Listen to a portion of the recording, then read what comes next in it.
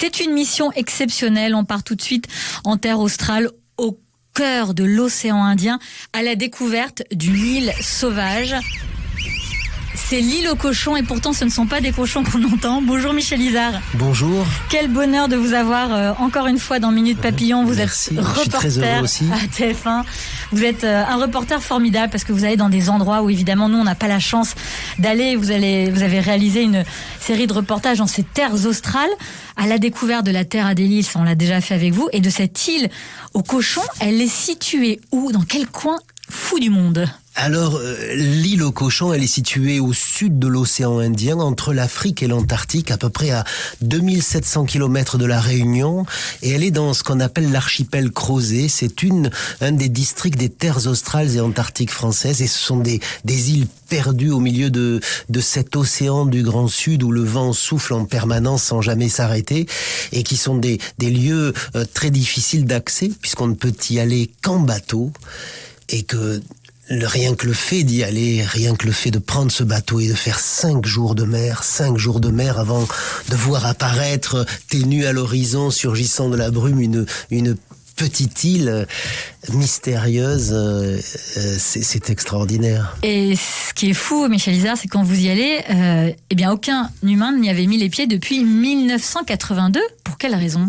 C'est-à-dire que nous étions sur ce qu'on appelle la rotation du bateau des terres australes et antarctiques françaises, le Marion Dufresne, qui va ravitailler ces petits bouts de la République française perdus au bord du monde. Je dis, c'est même pas le bout du monde, on est au bord du monde, parce que après on se demande de ce qu'il y a. Et il y a une mission particulière cette année-là. Ce sont des stations françaises qui sont dans ces terres australes, au Kerguelen, à l'archipel Crozet, sur l'île d'Amsterdam, où la France fait des recherches scientifiques.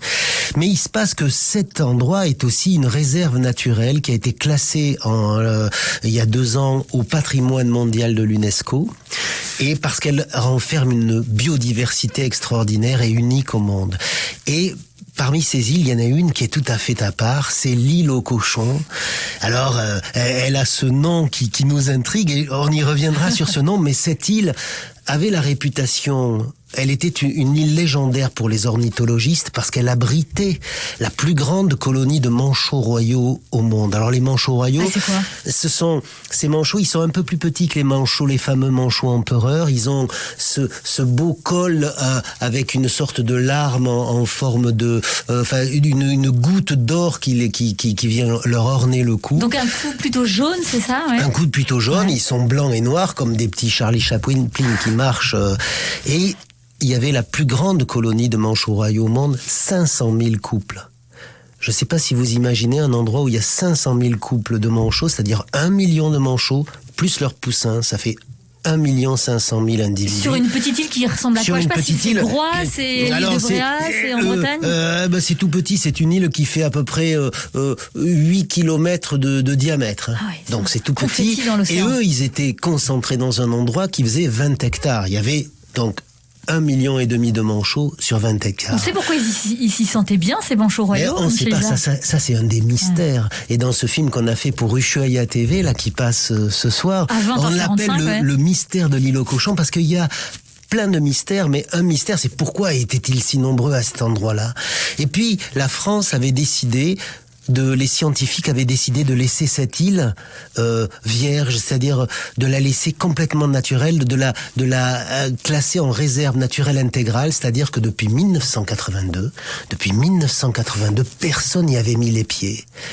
Et elle a été, Michel Izard, découverte par Marc Marion Dufresne. C'est pour ça que vous étiez sur ce bateau du même nom? Disons, le bateau s'appelle le Marion Dufresne parce qu'il est dans le sillage des premiers pas des explorateurs à la fin du XVIIIe siècle. Et donc Marc-Joseph Marion Dufresne, qui était un Malouin, un gars de Saint-Malo, un marin chevronné, est parti en expédition, et c'est lui qui a vu ces îles le 23 janvier 1772. Avant, sur cette carte-là, quand on regardait les cartes de l'époque, il n'y avait rien.